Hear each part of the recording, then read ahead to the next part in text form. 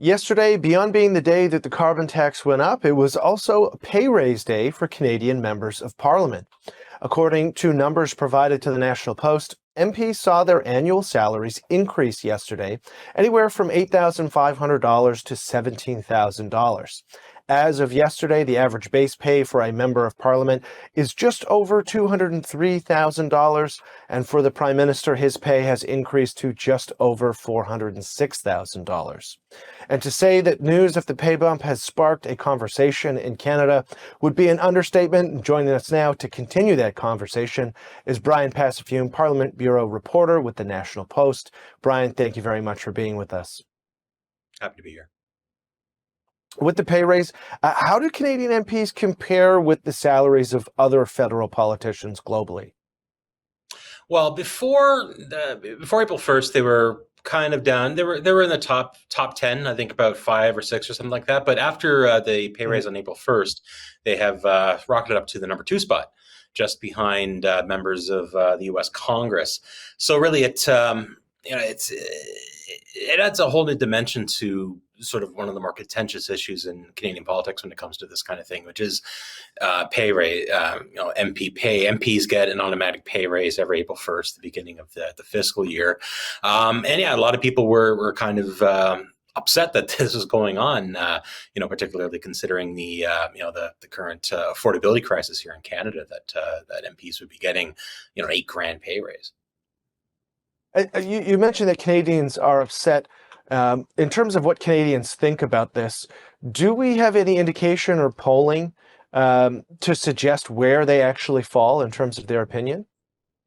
Yeah, the Canadian Taxpayers Federation actually commissioned a poll asking about that, and the vast majority of respondents, somewhere in the 80%, were against it.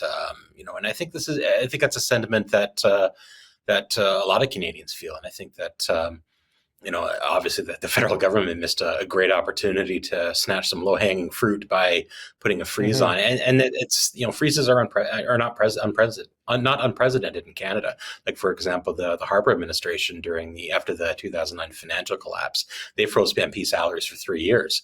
So there's been no leaks whether this might be something in the budget coming up in a few weeks. I think a lot of people were kind of maybe hoping it would, but if there hasn't been a leak so far, I don't even think that this is even on the radar of the federal government, to be completely honest. You mentioned that these salaries go up every April 1st. Can you walk us through the mechanism of how the increase is decided? Who makes the call? Not only that MP salaries go up every April 1st, but how much they go up. Yeah, that's all determined by is a special committee.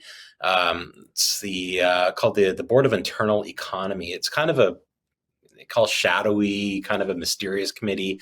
It's chaired by the Speaker of the House and includes members of the Privy Council and members of the opposition. And it's part of their job is to determine MP salaries. Now, salaries, it's not an arbitrary number. They don't, someone throws up a number and they say, okay, this seems great to put it.